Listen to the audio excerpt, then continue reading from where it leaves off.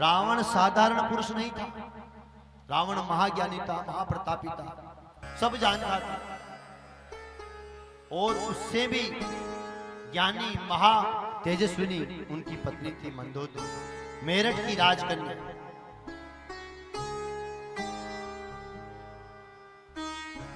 राम में और रावण में एक ही अंतर है,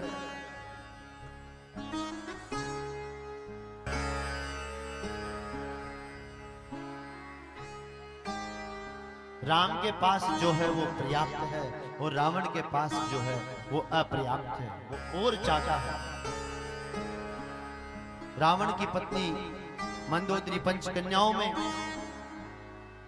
सुंदर सुशील सती मां उनकी पत्नी है, लेकिन फिर भी जंगल में घूमते हुए राजकुमार की पत्नी को सीता का हरण करके ले गया, अपनी रानी बनाना चाहता था।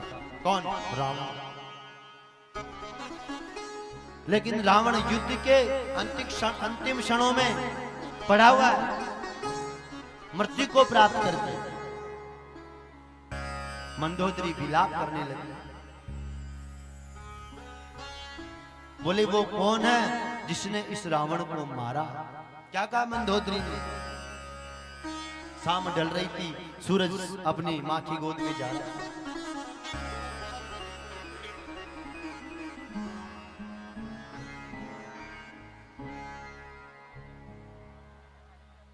और उस समय जब रावण मर चुका था, बहुत सारी लाशें गिरी हुई थी, खून बह रहा था, रक्त बह रहा था। ऐसी स्थिति को देखकर उदास भाव से राम जी एक शिला पर बैठे हुए समुद्र के उस जल को निहार रहे, देख रहे।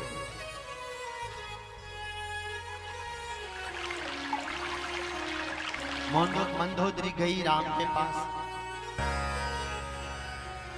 जब चिंताग्रस्त राम ने देखा कि कोई स्त्री की छाया राम जी के पैर तक पहुंची तो राम जी खड़े हो गए और पलटकर कहा कि देवी मैं आपको प्रणाम करता हूं, इस निर्जन वन में आप कौन हैं? मंदोदरी ने कहा कि राम मैं दुर्भाग्यवश रावण की पत्नी हूं, मंदोदरी। राम ने कहा मां मैं आपसे क्षमा चाहता हूं, आपका पति तेजस्वी था, महाज्ञानी था, कुछ कुल में पैदा हुआ,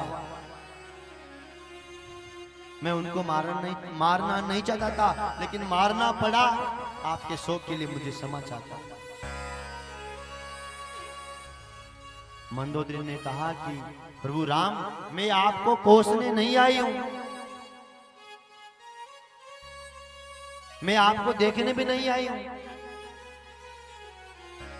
मेरे मन में इच्छा हुई कि जिसने पूरी सृष्टि को अपना बना लिया, जिसके कुबेर पैरा दे रहे हैं, शस्त्रों से शस्त्रागार भरा है, अंतापुर रानियों से भरा हुआ, समुद्र जिसके पैरा दे रहा है,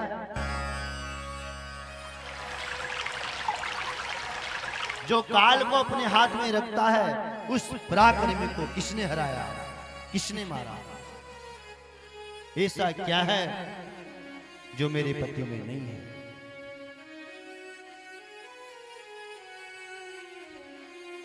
राम जी ने पूछा मां आपको पता चल गया होगा कि क्या है? बोले प्रभु राम आप में और मेरे पति रावण में एक ही अंतर है।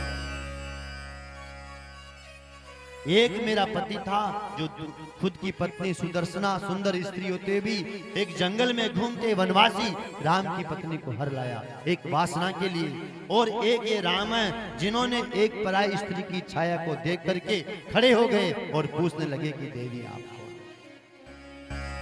एक पराई स्त्री को छाया भी नहीं पड़ने दी। जहां नारी का अपमान होता है वहां ईश्वर के दोनों भाग्य रुष्ट हो जाते हैं। यदि नारी कल्याणी है तो नारी महाचंडी बन सकती है। यदि नारी माता के रूप में जन्म ले सकती है तो नारी मृत्यु के रूप में विनाश कर सकती है।